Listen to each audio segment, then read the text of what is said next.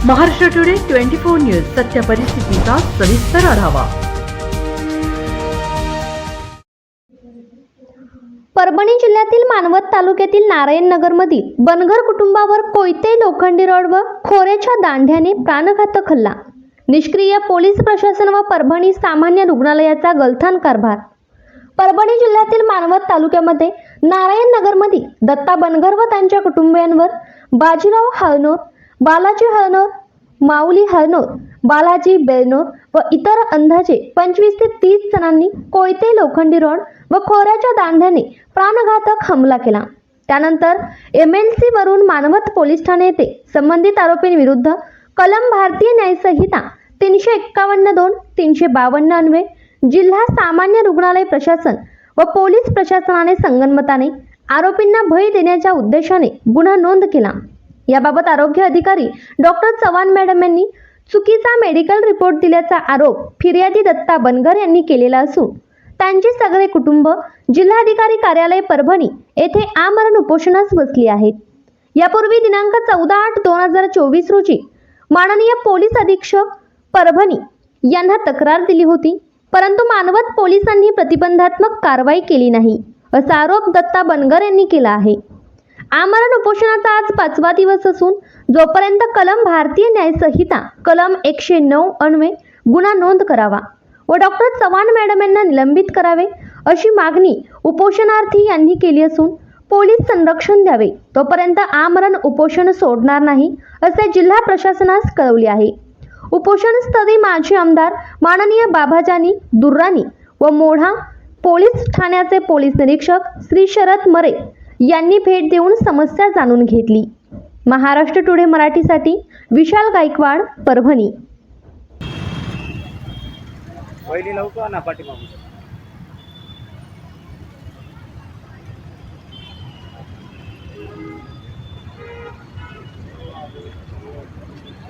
Sir, आम्ही 14 ऑगस्टच्या दिवशी माझ्या घरच्यांनी एक अर्ज केलेला होता SP ऑफिसला परभणीला आणि मानवत पोलीस स्टेशनला एक केलता की आम्हाला ह्या परिवारापासून धोका आहे, पण त्या अर्जावर कोणी दखल दिली नाही। SP ऑफिसने दिली नाही आणि पोलीस स्टेशनने दखल दिली नाही। जर त्यांनी दखल दिली असती तर पोळ्याच्या दिवशी हे भांडण झालंच नसतं। पोळ्याच्या दिवशी भांडण झालं तर झालं, बरं ते अचानक येऊन हल्ला केला। हल्ला असा केला की साधारण नाही जीव घेणं हल्ला केला। एकेकाला 20-20, 22-22 टाके पडलेत। तेवढंही झालं तरी पण आम्हाला प्रशासन दवाखान्यातही गेलं तरी व्यवस्थित आम्हाला ट्रीटमेंट तर दिली नाही, पण त्यांनी बरोबर आमचे हे पण दिले नाहीत। जिथं टाके पडले तिथं 15 टाके पडले, तिथं 4 टाके पडले म्हणून सांगता येतं, रिपोर्ट देता येतं। ते त्यांचे हात फ्रॅक्चर आहेत, हे कोपऱ्यावरचे फ्रॅक्चर आहेत, तिथंही त्यांनी आम्हाला काय प्लास्टर केलं नाही, काय केलं नाही। ते झालं आम्ही पोलीसवाल्याला मानवतच्या पोलीसवाल्याला म्हणलो की आम्हाला हे करा, न्याय द्या, 307चा गुन्हा दाखल करा। ते बी केलं नाही भाऊ त्यांनी। पण ते झालं आम्ही म्हणतो की आम्ही इथं उपोषणाला बसलो, आज 7 तारखेपासून बसलोत, आमच्याकडं कोणीही दखल दिली नाही। मग हे सगळेजण प्रशासन कुठंतरी दबायला लागले पैशाच्या म्हणा, कारण गोरगरिबांनी जगायचं कसं। आम्हाला आमचं म्हणणं आहे की पुन्हा एकदा इतर कुठल्या तरी पोलीस स्टेशनमध्ये जाऊन कारण काय किरकोळ कारण आहे सर की आम्ही सर्व सामान्य लोक इथं, आम्ही त्यांना यजमान जात नाहीत, आम्ही आमच्या स्वाभिमानाने जगतो आणि त्यांना असं वाटतं की प्रत्येकाने यावं आणि आमच्या दबावाखाली राहावं। गावातलेच इथं सगळे गाव ओळखते, मानवत शहर ओळखीते, मानवत पोलीस स्टेशन ओळखीते, आजूबाजूचे खेडेपाडे ओळखीते पोलीस प्रशासनाला एवढीच मागणी की त्यांनी पुनर्फेर तपास करावा, ते पण दुसऱ्या पोलीस ऑफिसरला बोलून किंवा इतर पोलीस स्टेशनच्या माणसाला बोलून, आणि दवाखान्यालाही हीच मागणी की आमचे पुन्हा एक वेळेस त्यांनी दुसऱ्या दवाखान्यात जाऊन सरकारच्या मान्यतेनेच आमचे रिपोर्ट परत एकदा तपासून द्यावे की त्यांना किती इंजुरी, त्यांना किती मार आहे, कुठं फ्रॅक्चर आहे, आणि व्यवस्थित न्याय द्यावा।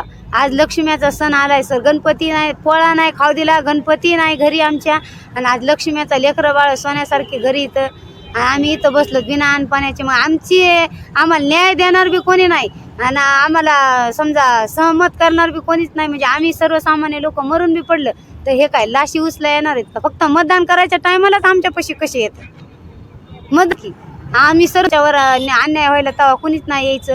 मग हे कसं असं सरकार आहे?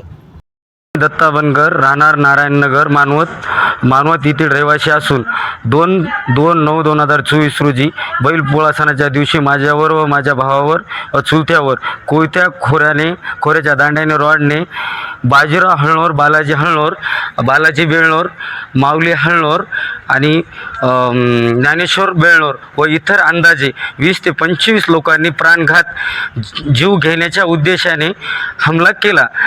सदरील ठिकाणी CCTV चारही बाजूनी कॅमेऱ्यात आहे. माझ्यावर इथे ट्रीटमेंट झाली, पण त्याच्यामध्ये माझ्या इथल्या जिल्हा रुग्णालयाच्या CT स्कॅनमध्ये फ्रॅक्चर असून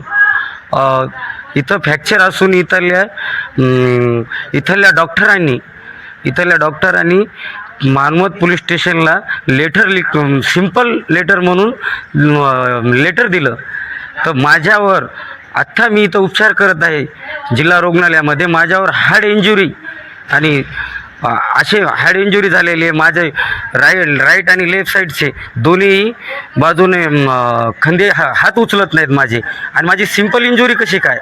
माझी हार्ट इंजुरी असून आणि माझ्यावर 15 सेंटीमीटर माझं कोयत्याने डोकं फुटलेलं आहे आणि त्याच्यावर सिंपल लिहिलेलं आहे. हा कोण?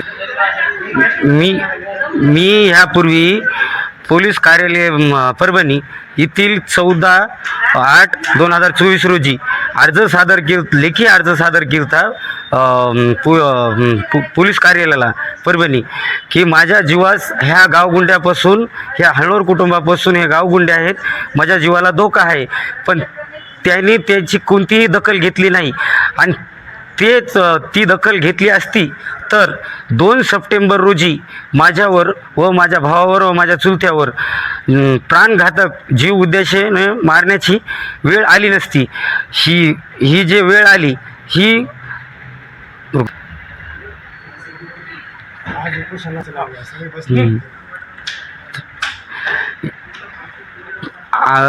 मी इथे ॲडमिट 2 सप्टेंबरपासून तर आज 11 सप्टेंबरपाशी माझे 7 सप्टेंबरपासून माझा पूर्ण परिवार कलेक्टर ऑफिसच्या दारामध्ये कलेक्टर आमर उपोषण करत आहे की आणि पूर्ण उपोषण करणारी ही महिला आहे.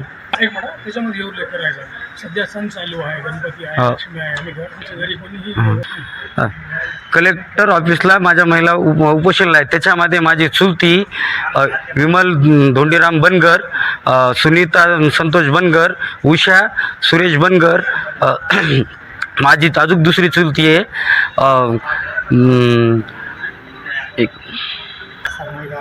7-8 महिला तिथं अमर उपोषण करत आहेत. तरीही आजचा 5वा दिवस असून पोलीस प्रशासन, कलेक्टर साहेब आमची ही कोणीही दखल घेतली नाही आजपर्यंत आणि घेतली नाही. आज गणपती बसलेले आहेत, लक्ष्मीचा सण आहे आणि लक्ष्मीचा सण असताना सुद्धा आमच्या लक्ष्मी ह्या कलेक्टरच्या दाराशी बसलेल्या आहेत. आणि आम्हाला असं वाटतं की आमच्यावर की इथून मानवत पोलीस स्टेशनचे काही कर्मचारी व पोलीस निरीक्षक गावगुंड्याला मदत करून आमच्यावर खोटे गुन्हे दाखल करण्याची शक्यता आहे.